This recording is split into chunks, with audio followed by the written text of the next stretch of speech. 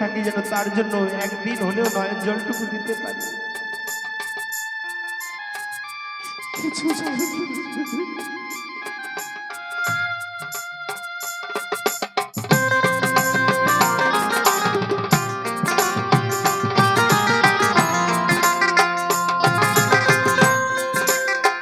আমার শ্রী হরি, দেখো হরি নামে কি হয় আমি সৌমিত্র বলছি। বাতকুল্লা আমার সঙ্গে শ্রীখোল বাজায় গৌরাঙ্গ, তার সঙ্গে জুড়ি বাজায় বিধানদা, ওই বাতকুল্লায় বাড়ি।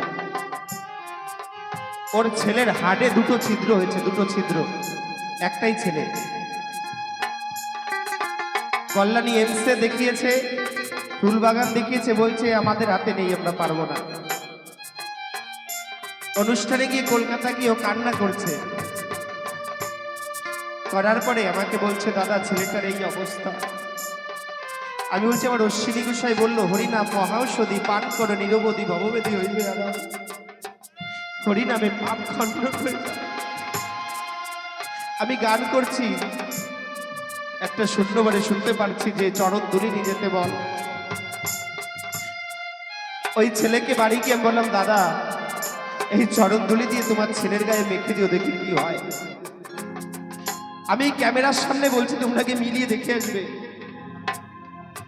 3-4 বার চেক আপ করার পরে যখন নিয়ে গেছে ডাক্তাররা গোল করে বসেছে, কেমন করে হলো, দুটো ছিদ্র ছিল, একটা ছিদ্র হলে সুস্থ হয়ে গেছে। এই হরিনাম, যেই হরিনামে আমার জগাই মাধাই পড়ে গেছিল। কিছু যাবে না ওমন, তুমি কিসের ভাবনা ভাবছো?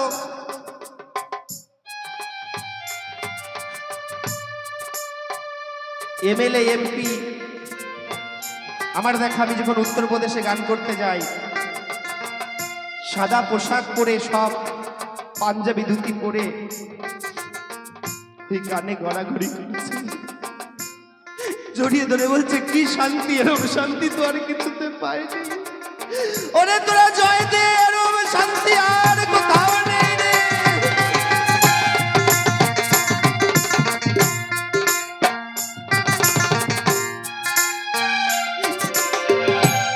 তাই আমি সৌমিত্র এই মিলন মেলা থেকে কবে চলে যাব আমি কিছুই জানি না। সবাই আমাকে আশীর্বাদ করো, আমি যেন পৃথিবীতে আর না কখনো আসি।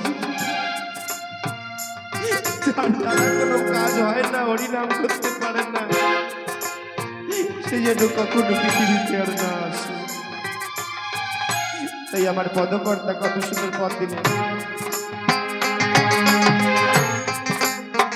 অমন হরি চাঁদে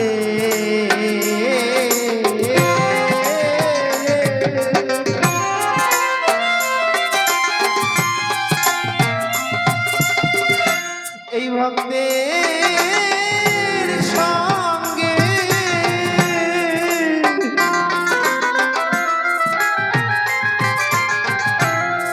ছিলাম আমি,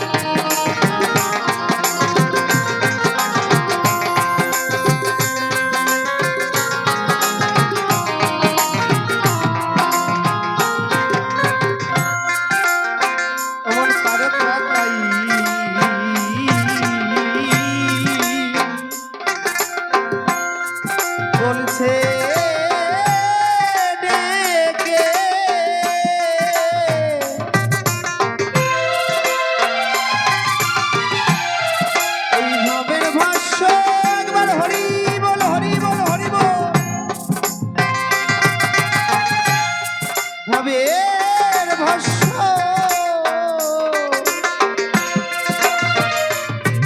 এই অঙ্গে মেখে